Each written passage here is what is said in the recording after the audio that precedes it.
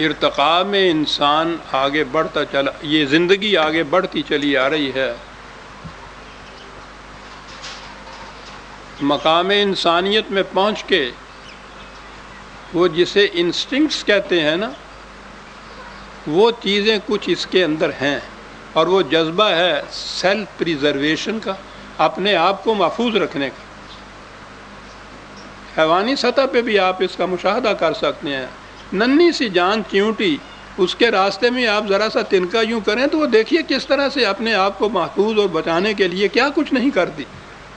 زندگی جہاں ہے اس کا تقاضا اپنے آپ کو محفوظ کر رکھنا ہے، تو یہ تقاضا انسان کے اندر ہے، سیلف پریزرویشن۔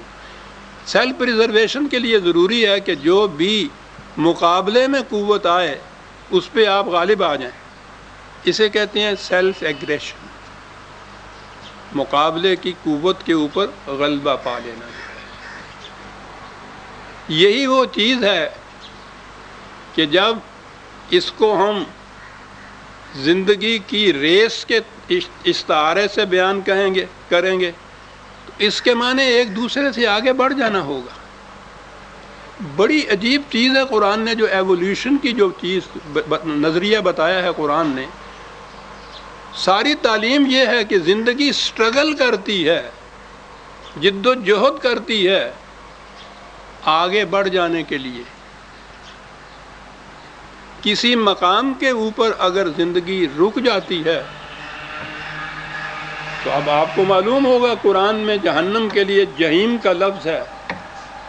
جہیم کے معنی ہیں جہاں کوئی رکاوٹ ہو، آگے نہ بڑھ سکے، وہیں جامد ہو کے کھڑا ہو جائے۔ سلسلہ ارتقاء میں جو سپیشیز یا جو نو ایسی آئی کہ اس میں مقابل کی قوتوں کا مقابلہ کرنا جو تھا، اس کی قوت نہیں تھی، تو وہ تو یا مٹ گئی یا وہیں جامد ہو کے رہ گئی۔ بڑا دلچسپ موضوع ہے ان کا، ان کی تحقیقات دیکھیے۔ یہ جو ہمیں زندگی ادنا پست پیمانوں میں نظر آتی ہے نا، کہیں چھپکلی، کہیں چوہیا، کہیں بلی، کہیں کتا، کیوں جی؟ گئی بجلی گئی ہے؟ اچھا ہے تیرے مان لی گل جی چلی جائے تو چلیے۔ ہاں جی، اچھا وہ چلے گا، صرف یہ بند ہوئی ہے، گویا اب کوئی کوہ طور والا نقشہ ہوگا کہ باتیں تو ہوں گی، دیکھا نہیں جائے گا۔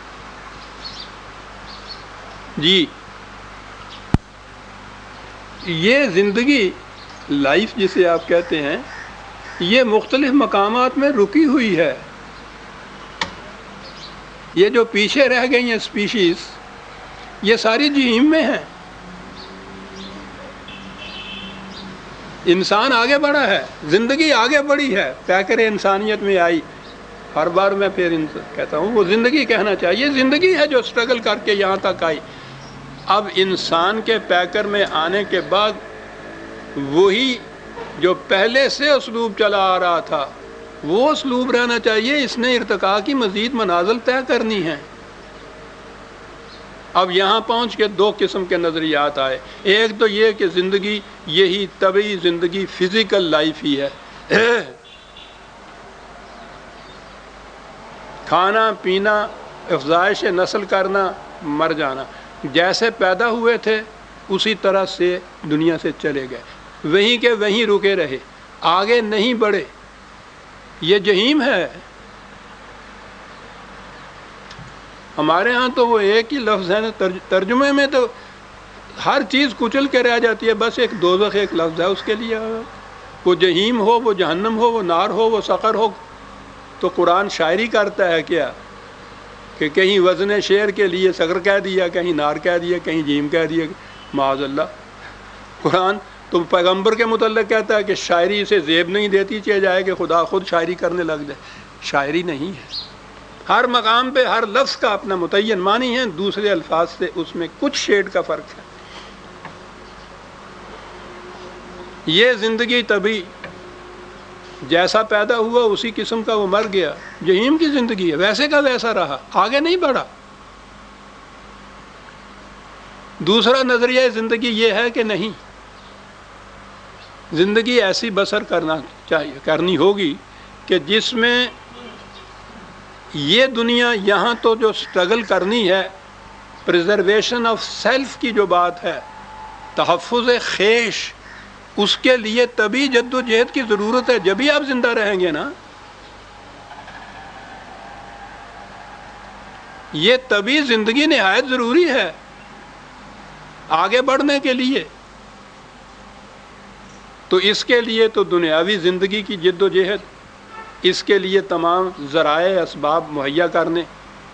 آتنا فی الدنیا حسنۃ پہلے آیا ہے قرآن میں۔ اگر فی الدنیا حسنات نہیں ہیں، یہ تمام چیزیں میسر نہیں ہیں، تو زندگی یہیں ختم ہو جائے گی، آگے پھر بڑھے گا کیا اور آگے چلے گی کیا بات؟ یہاں پریزرویشن آف سیلف سے زندگی کو ایک مقام پہ رکھا، اور اگر اسی کو منتہا اور مقصود سمجھ لیا تو یہ جہیم ہوگی، اور اگر اس میں آگے بڑھنے والی چیزیں ہوں گی تو یہ وہ ہے جس کو آپ جنت کا مقام کہتے ہیں۔ جنت بھی آخری مقام نہیں ہے، وہ بھی آگے بڑھنے کے لیے ایک میدان ہے۔ جنت والوں کے متعلق بھی قرآن میں یہ ہے کہ ان کے پیشانی کا نور انہیں ان کے راستے روشن کرتا چلا جائے گا۔ راستے روشن کرنے کا مقصد تو یہی ہے نا کہ آگے بھی چلنا ہوگا، وہ اور بات ہے۔ یہاں کی زندگی کے بعد تو بہرحال ارتقائی منازل طے کر کے آگے چلنا ہے، آگے بڑھنا ہے۔ قرآن کا نظام آگے بڑھنے کے لیے دیتا ہے۔ اب جہاں جو ذکر چلا آ رہا ہے اس قوت اور اقتدار کا جو اس نظام سے، اس شراب سے ملتا ہے، آپ دیکھیے گا۔ پھر میں عرض کر رہا ہوں کہ آپ کے پاس نسخے نہیں ہیں، ورنہ قرآن کے الفاظ پہ نگاہ ہو جھوم جاتا ہے آدمی۔ میں پڑھے دیتا ہوں، یسقون من رحیق مختوم ختامہ مسک، یہ ابھی آیت ختم نہیں ہوئی ہے، قوما ہی ہے یہاں، ختامہ مسک، آگے اس کا مقصود بتا دیا خود ہی، وَفِي ذَلِكَ فَلْيَتَنَافَسِ الْمُتَنَافِسُونَ، یہ اس لیے دی گئی ہے کہ جو آگے بڑھنا چاہے آگے بڑھتا چلا جائے۔ تبھی زندگی کی شراب تو گرا دیتی ہے۔ یہ ہے قرآن کا مقصود۔ افراد میں بھی جو جوہر ہے ایک فرد کے اندر، وہ اتنی جد و جہد کرے کہ باقی افراد سے آگے نکل جائے۔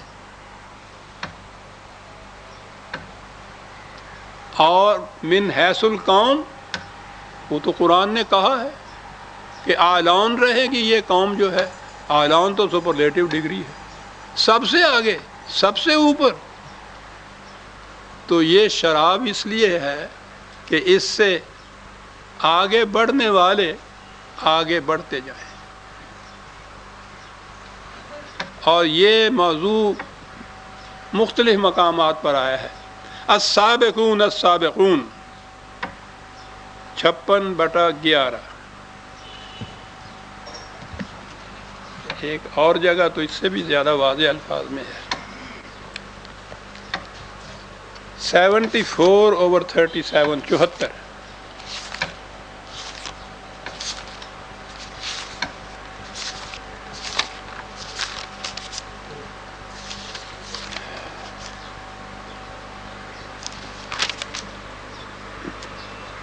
کہا یہ کاہے کے لیے ہے؟